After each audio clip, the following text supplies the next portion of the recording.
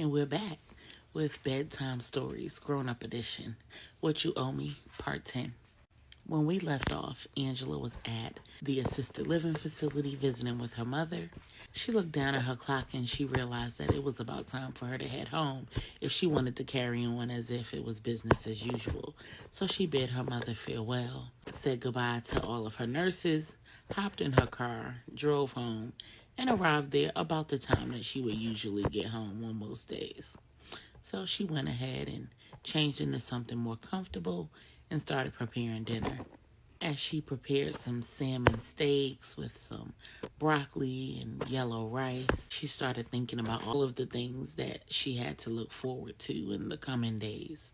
From Marcus's trip to her follow-up doctor's appointments to the investigation that LJ and his team was going to get involved in, even the phone call that she was going to have to make to the attorney. There were two things that Angela just couldn't shake, though. One being this overwhelming feeling of being alone. She felt like there wasn't anybody that she could really talk to about her feelings and help her to figure out what she should do. And then on the other hand, she had this overwhelming urge to confront Marcus. The idea that she was just going to allow him to pack his bags and leave and go and get on a plane with another woman on the next day just didn't sit right with her. And at that exact moment, her phone rings. She looks down at the call ID, and who is it? Her best friend, Regina. She answers the phone. Hey, best friend. Regina says, best friend, what you doing? Angela says, oh, I'm cooking dinner. Regina says, you by yourself? Angela says, yes. Regina says, and let me guess, you sitting there feeling all alone, contemplating how you can control yourself enough not to confront Marcus. Angela says, how on earth did you guess? Regina said, girl, I know you. We've been friends since the sandbox. Angela says, down like 4 flats. Regina and Angela both laugh, and Angela says, girl, I just can't believe this. Regina says, sis, I promise you are not alone. You are not going to go through this alone. I got your back. LJ's got your back. We got you. Angela says, I know. It's just, how on earth am I supposed to?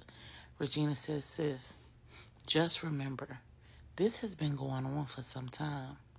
This isn't something that is just starting and you can somehow prevent it. This is something that's already going on and you just happen to get wind of it.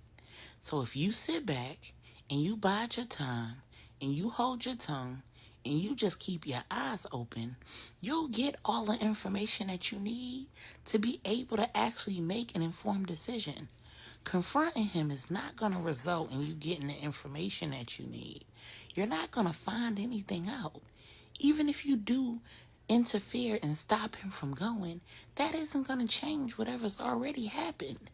And who knows what's going to happen if you stop him from going?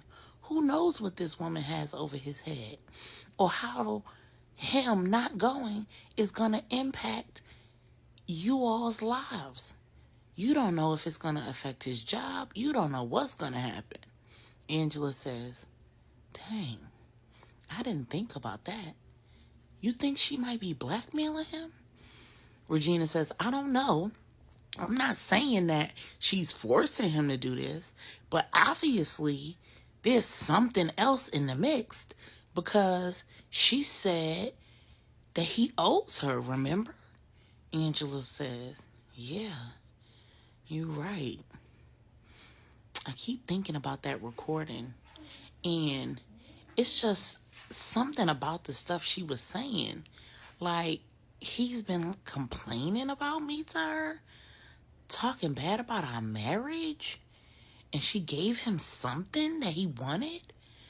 I mean, and at that exact moment, she hears the garage door open, and she says, Regina, I'm going to have to talk to you tomorrow. Regina says, don't forget what I said. Stay strong. Play it off. Nothing's going on.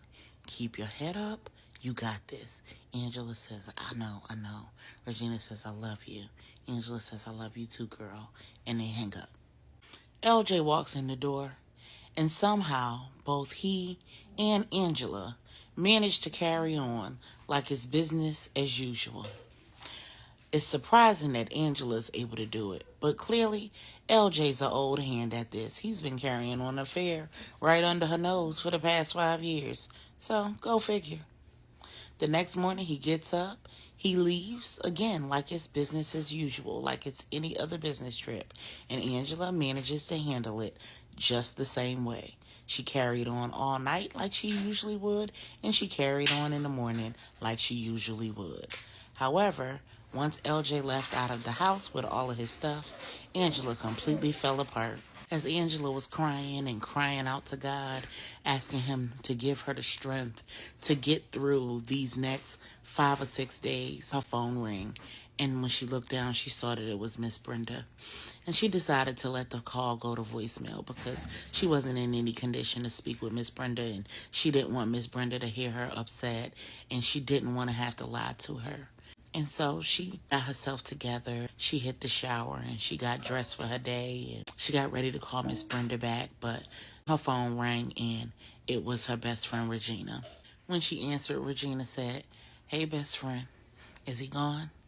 Angela said, "Yeah, he's gone." Regina said, "Okay, I'm just calling to give you a little brief update. Wesley was able to figure out the flight, and he's actually on the same flight as Marcus and Jessica. So everyth's a go. We're going to have eyes on him from the airport until he gets to Aruba, and the whole time that he's there. And when he comes back, you don't even have to worry about any of that. Okay?" Angela says, "Whew, I'm glad to hear that. At least somebody's going to know what's going on." Regina says, "Yep. So I'm sure LJ told you won't be getting blow by blows." Angela said, yes, I know. Regina says, "Okay, so are you supposed to hear from the doctor today, or how's this supposed to work?"